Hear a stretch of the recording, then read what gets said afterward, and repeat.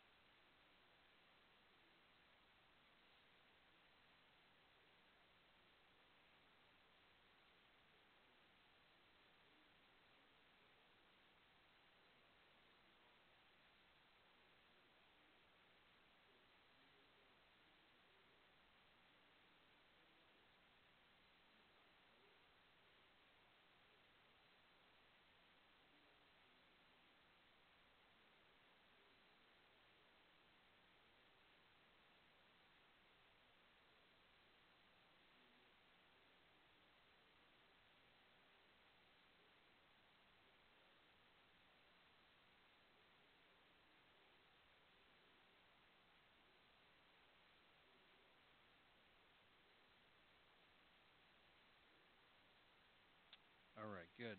Thanks, David. So, Haley, let's advance one slide, and I'll do what we've been doing, give you maybe 3 to 4 minutes to just look through the verse, and again, you can't write it down because you don't want to write in the Pew Bibles, but see if you can find any words that you see that thematically would stand out, words that are repeated or phrases. And if you can pick up on any Old Testament allusions, that's really triple bonus points. There's one in here that's kind of hard to spot. There's no footnote, but it's if you can find it, that's like triple gold star. But go ahead and see if you can find any of these repeated words or ideas in this text that start to help us develop a sense of what the theme is all about.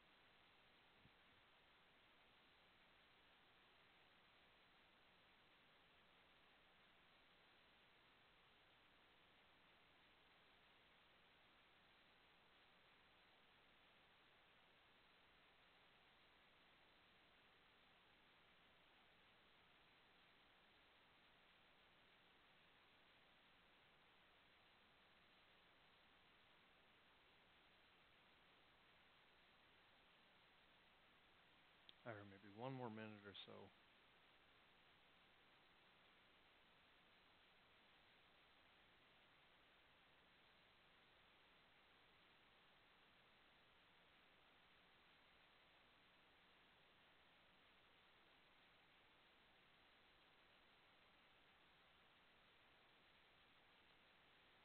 All right. What are some words that you notice that are repeated a few times, or ideas that come up a few times in these verses?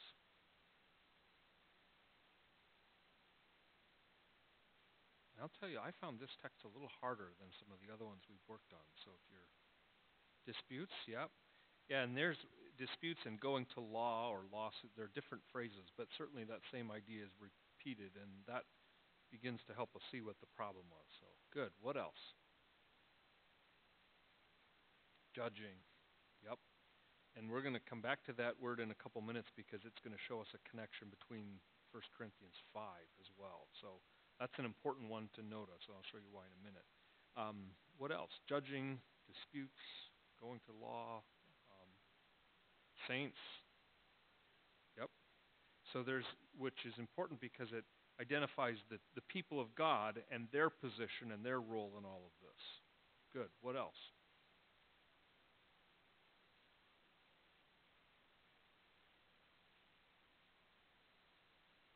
How about, oh, sure. Yes. Do you not know? Now, you say it like that, which is good because we do that in English sometimes, right? Where we ask a question and we already know what the answer is going to be. And Paul is asking that rhetorically here. You know, he's not saying, you don't know that? He knows they should know this, right? I mean, I say that sometimes to my kids, you know, haven't I told you this? And I'm not asking for information. I'm saying, I've told you this. Go ahead. Sorry, Haley. But you got the sense there. So there's that grammatical use of language.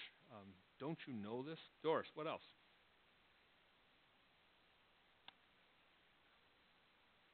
Well, yeah, it's really tough. The answer is either you have a really, really encyclopedic knowledge of the Old Testament, or you have a good commentary reference book, which there's one that I bought a few years ago that's been so pleasantly good. It's called the commentary, New Testament commentary on the use of the Old, or something like that. And it's about that thick. And the whole point is to try to show how the Old Testament is referenced in so many New Testament passages. And then you can cross-reference as you can look up, go to a New Testament passage, and then it'll show you back to the Old Testament. You can kind of do it vice versa. So I would be surprised if anyone got it. I'm not trying to sound like I'm underestimating you, but it's a tough one to find. Yeah, Jerry.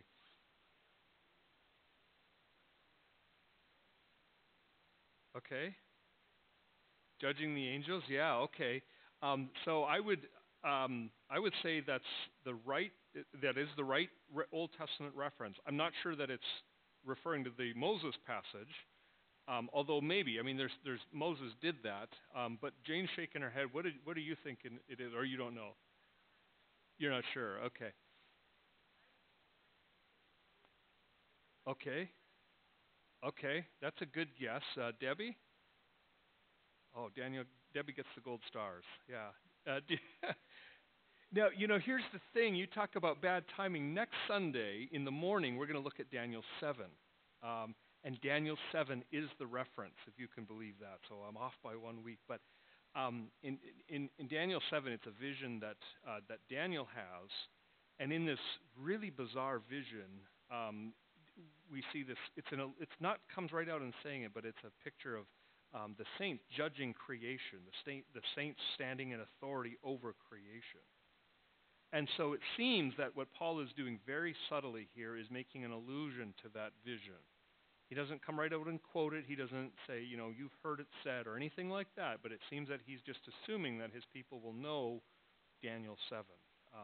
So there's my little pitch for next Sunday morning. We're going to look at that vision that Daniel has, and what does that mean to be judges over creation? But this is a New Testament reference that I don't know how much you've ever thought about what heaven is going to be like in this sense, but it says we are going to have authority to judge the angels and to judge creation. So now what does that mean?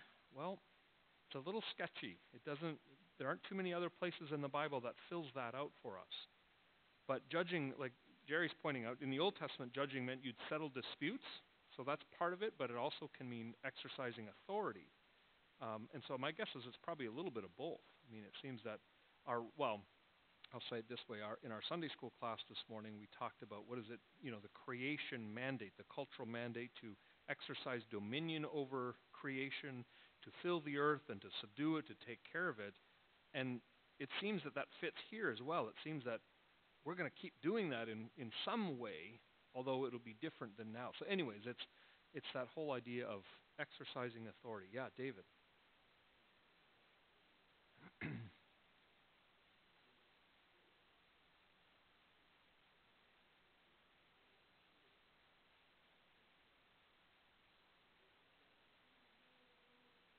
Right.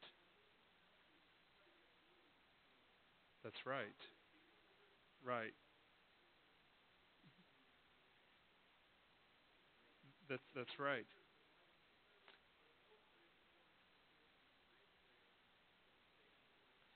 Right.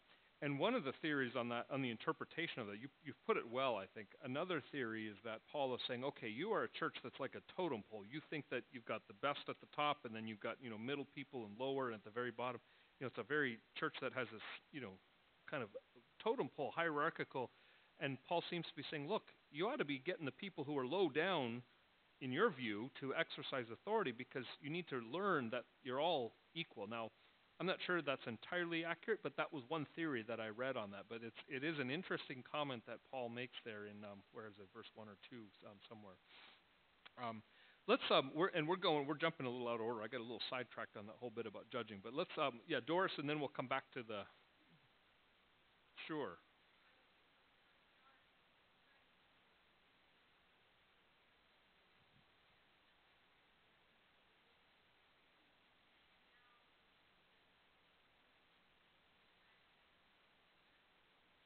Mm.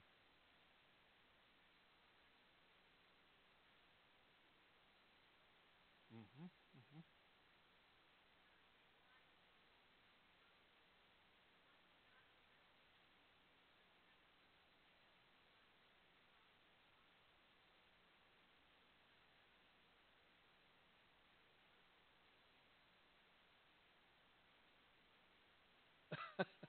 Look at that. Oh, that's good. Thanks for sharing that, Doris. That's good. Okay.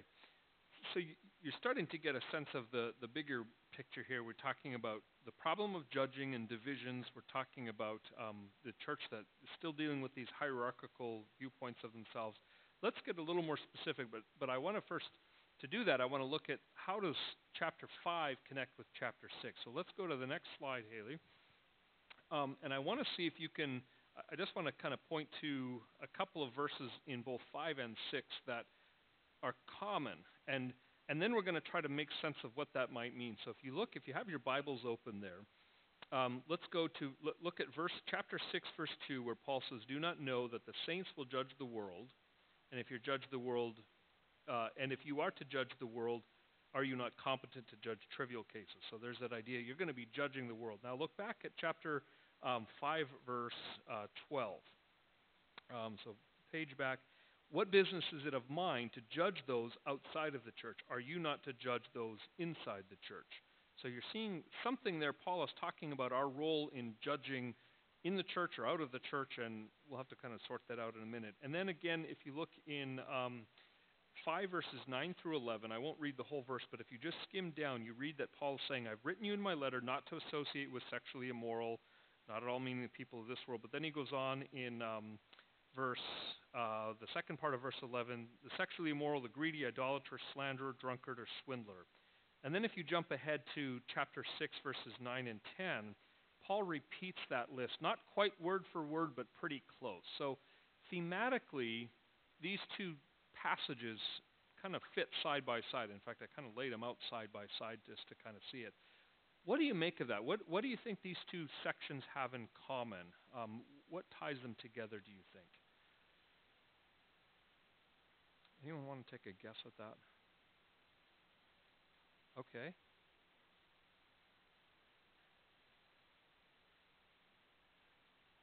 Such. Right. Okay, good. Yeah, repetition. And what Paul is getting at is before the kind of the before and after, right? You're not living consistent with who you are now. You're acting more like people you were before.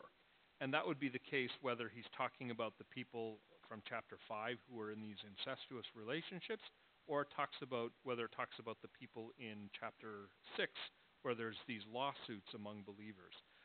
What else? There's one other thing that I think we can say about this.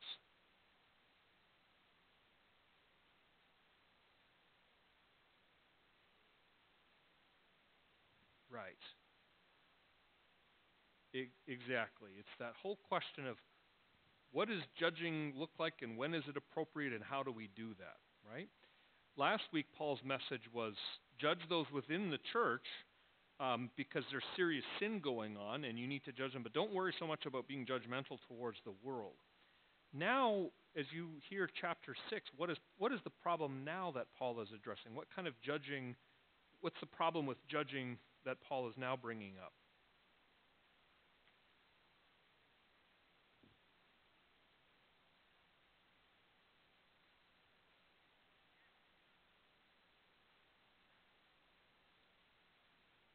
Right.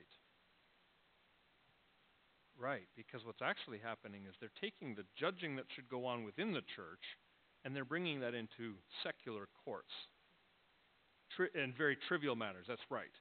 So what Margie is saying is right on. They're taking these trivial matters.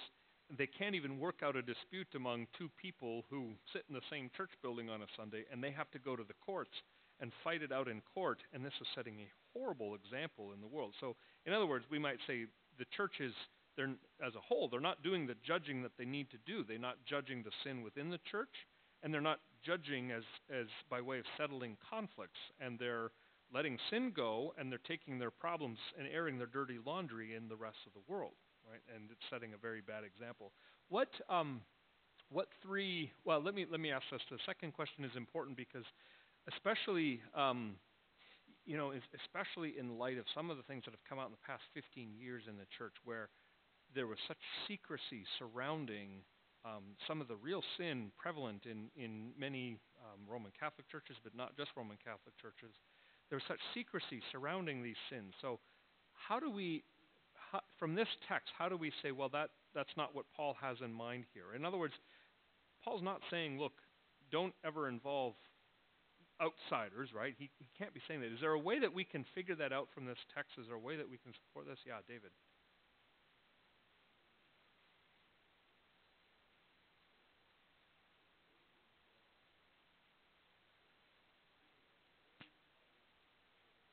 Mm-hmm. Right.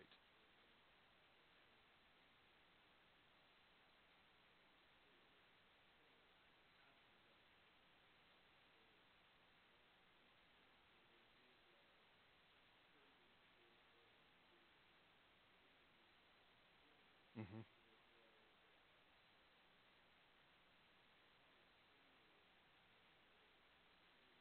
Right. Right.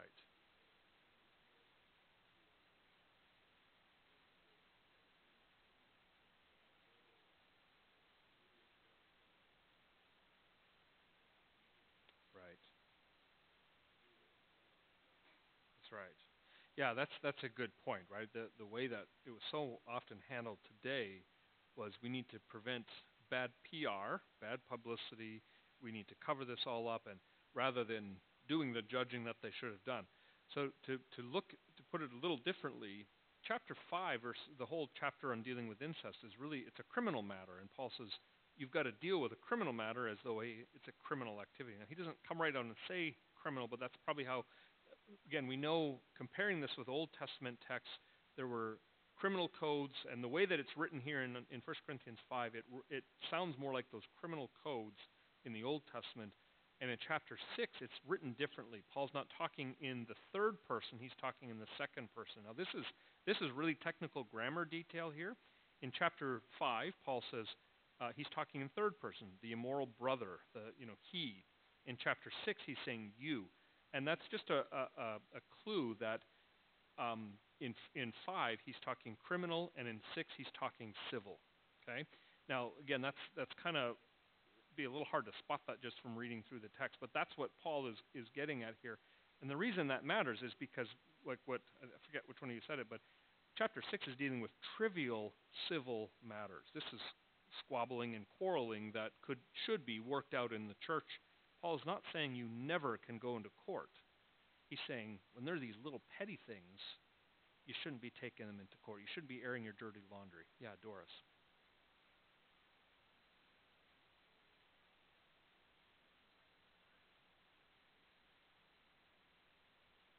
Yeah, that could be. I hadn't thought of that. That's a possibility. The other part of it is the secular courts were known to be very corrupt. You could pay off anybody, and so you're looking at very corrupt people to decide spiritual matters. So let's maybe, in fact, maybe if you take a look at verses 1 through about 6 or 7, I guess it is. There are three ways that three problems that Paul identifies with bringing petty disputes. Think about what color of the carpet or the paint on the nursery wall, those kinds of real petty things. There are three problems that Paul singles out here with bringing the problem, with airing your dirty laundry. Can you figure out what they might be?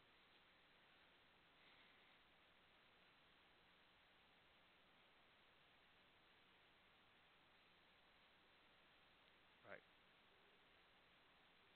Right. You're making a personal conflict into something, you're trying to legislate it, and he even goes on and says you're bringing it before the unrighteous. So the corrupt secular courts are now being forced to decide these petty matters that should just be between two people. Second one, look in verse 3. We already talked about this one a little bit, but look at verse 3.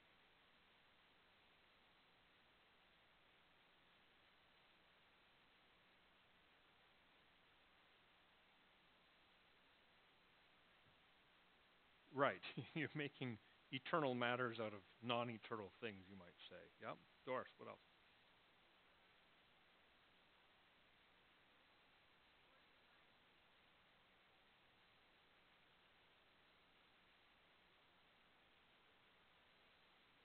Hmm. Oh, yeah. Yeah, yeah.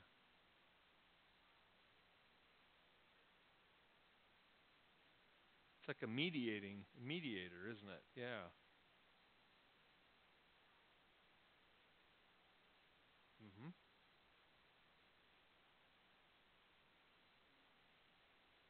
Right.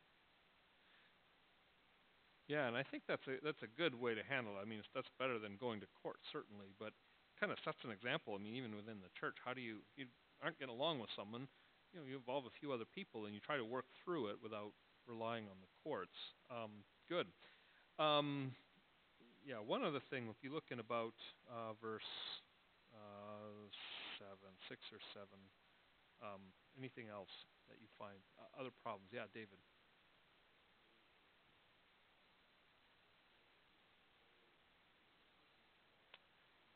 Right.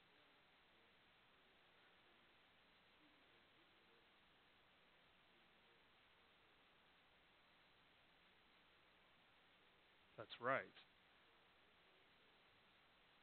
Yeah, that's exactly right. And Hala, let's go to the next slide because that's actually go two more. There we go. So one of the things that Paul says, why not rather be wronged? And I think that's a good refrain to keep in mind. Now, this doesn't mean we all get to be, passive doormats, but Paul is saying we should be ready and prepared to pay the price. If it means keeping harmony, we should be willing in many times. Now, it takes some wisdom to apply that, doesn't it? Because there are times where you know, you're not going to set yourself up to be walked on, but we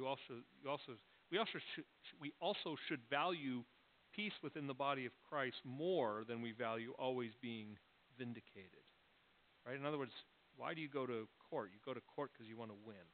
I mean, and sometimes that's appropriate. Sometimes you have to, do that. Sometimes you go to court because you need the formal authority to enter a judgment, but sometimes you're just going after someone to, to prove your point and to make yourself look to be vindicated. And Paul says, look, if you go to court, you've already been defeated. You've already lost because you've set aside what matters more, your own vindication as opposed to the relationship with your brother or sister that you might be disagreeing with. So Paul says, why not rather be wronged? Why not rather pay that price? Yeah, David.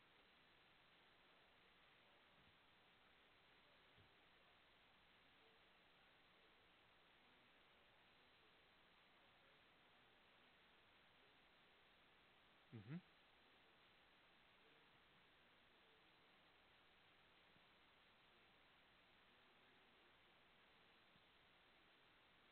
Mm-hmm. Mm-hmm. Yeah, that's right. That's right. And yeah, there's a contrast, right? Chapter 5, they're treating sin like it's no problem. We can let this go. Chapter 6, they're making petty issues out of every little thing and trying to fight each other in order to prove themselves right. And you can imagine the hierarchy thing coming again, right? If you win an argument with someone in your mind, you go up a notch, and if you lose, you go down. And so Paul's trying to completely change the way of approaching this and thinking about this, right? Why not rather be wronged? Right? Yeah, Debbie.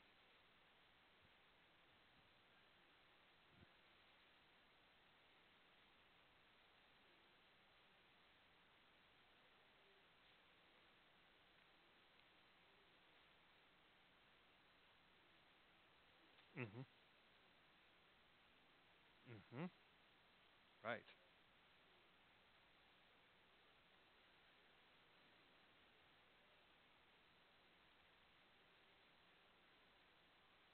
Right.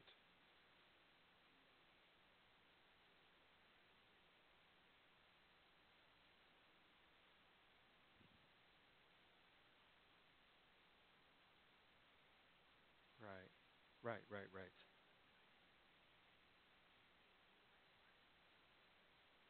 Mm-hmm.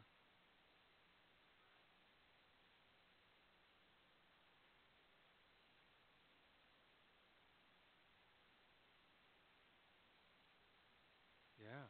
Yeah. Yeah. Yeah. That's right. That's right. I don't know about you, but I don't. That's not my default setting, right? I think, why not suffer wrong? Well, I'll tell you why not. Because, and Paul is, again, how did Christ approach this? So, when Christ is being falsely accused, he's being put on trial, and he never opened his mouth. We're told he didn't speak against. He didn't try to. No, he why not rather be wronged? He lived that to the extreme, and that was for our salvation. Now again, this doesn't mean you never go to court. Sometimes it's appropriate for believers to say, maybe you have a dispute over the law and you genuinely can't figure it out, and you need the courts to settle it because they read and interpret the law, and that doesn't fit with what Paul is warning us about here. But if you're just trying to pick a bickering fight with anyone, that's what Paul's concerned about. And this, by the way, can apply even to non-judicial settings, right? If let's say if you work with a fellow believer and you're always fighting and bickering, that's having the same effect that Paul's warning about here, where you're airing your dirty laundry in front of everybody. And Paul says, no, why not rather be wronged, right? So, anyways, we could go on, but we are short on time. So we'll and we touched on the last slide there. Haley, just put it up for a second. Just the theological grounding that Paul puts in front of us. There's not a ton said about it in the New Testament, but there's enough that's there, both old and new, just to give us a picture that in ultimately our destiny in the new heavens and the new earth is to exercise authority and to be as judges in the new creation. Now, what does that exactly look like? I don't know. But in some way, we will be exercising authority in this new creation.